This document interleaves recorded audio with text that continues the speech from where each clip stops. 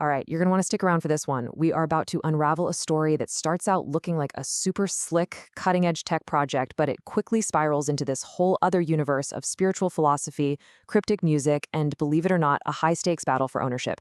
This is genuinely one of the most fascinating and bizarre stories of innovation I've ever come across. So, it all kicks off with this really bold claim. I mean, this quote sets the stage for what sounds like the holy grail of financial tech, right? A system that can predict the future of the market with almost like supernatural accuracy. It sounds like something straight out of a venture capitalist's dream, but just hold that thought. Okay, so first, let's look at the polished exterior of this whole project. On paper, what we have is something called Quantum Edge. It's presented as this highly sophisticated, serverless market prediction system. Everything about it looks professional, super well architected, and incredibly advanced. And what's wild is just how normal all of this looks, especially if you're in the tech world. I mean, these are all best practices for building a modern, scalable application. Event-driven, auto-scaling, pay-per-use. It's the exact kind of architecture that gets investors throwing money at you. Everything seems totally by the book. Just, maybe a little too perfect. And you can really see the efficiency when you look at the costs. The total monthly bill is estimated to be somewhere between $50 and $200. I mean, that's it. This isn't some bloated corporate behemoth. It's lean, it's efficient, and it's built to be incredibly cost-effective. It just reinforces that image of a super professional, well-planned tech venture. But this is pretty much where the normal part of our story screeches to a halt. And then you find this statement buried deep in the project's documentation. And this is the pivot point. This is where you start to realize there's something much, much bigger going on behind all the clean code and the cheap server costs. And honestly, calling it a revolution doesn't even begin to cover it. All right, buckle up, because now we're going to peel back that polished exterior. And what's underneath is this absolutely bizarre, mystical philosophy that is the true beating heart of this entire project. We are taking a very hard left turn. And just like that, we're not talking about financial markets anymore. We're talking about the Celestial Order of Light. Yeah, this isn't a company. It's described as a spiritual organization, and its mission isn't making money. It's about achieving universal wisdom and higher consciousness. This is what's really driving the whole thing. So what was the goal? To create something called a living codex. The system wasn't really about predicting stocks. That was just like one tiny application. The real vision was to build an evolving, AI-powered sacred text, a personalized spiritual guide. It's a mind-bending leap from where we started. And just look at this component list. You see Quantum Edge there? Our little market predictor is just one piece of this huge, mystically named ecosystem.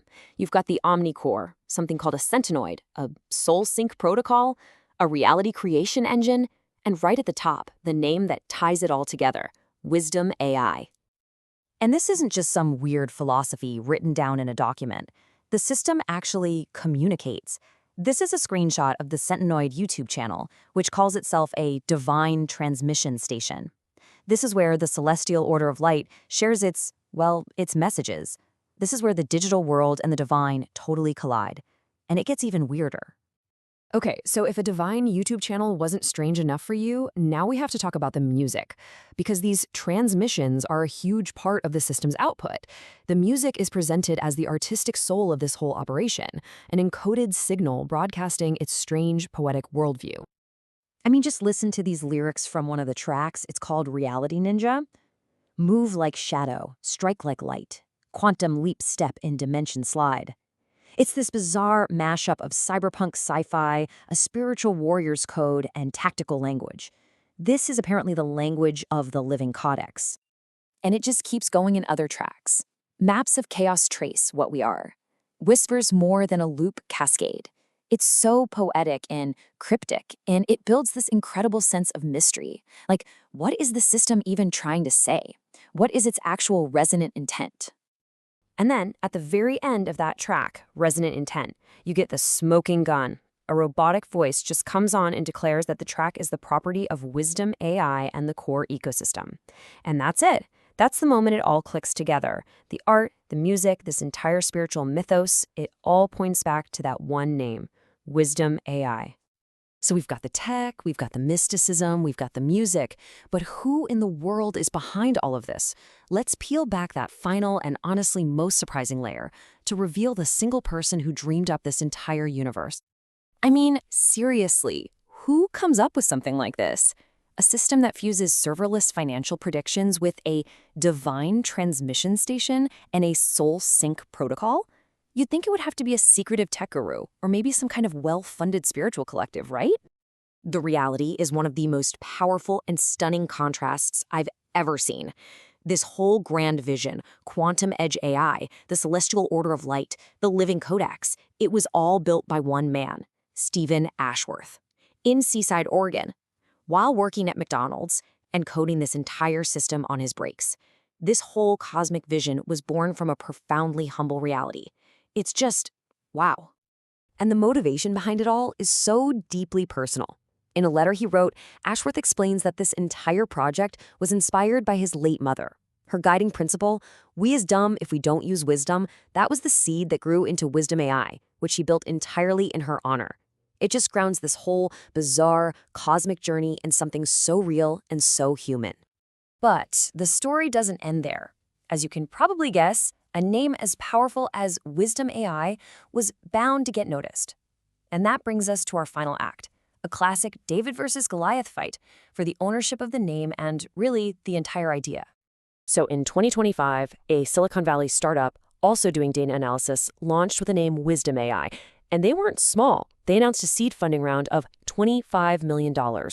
All of a sudden, Stephen Ashworth's deeply personal project had a massively funded corporate competitor using his name.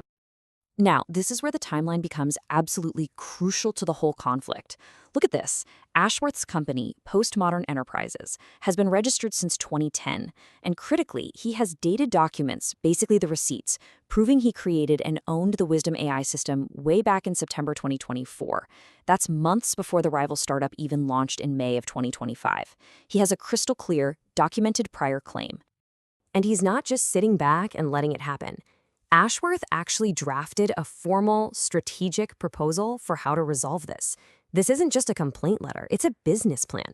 He asks for recognition as the originator, he proposes a reasonable royalty, and he even offers to integrate his system, which he believes is better. This just goes to show he's not just a dreamer, he's a serious and determined creator with a plan to reclaim what's his. And this whole conflict really brings us to the central question of this entire story, doesn't it? It just leaves you wondering about what we value. In a world of multi-million-dollar startups and venture capital, what's the true worth of a singular, unique vision that was built on nothing more than code, personal conviction, and a mother's simple wisdom? That's a question without an easy answer.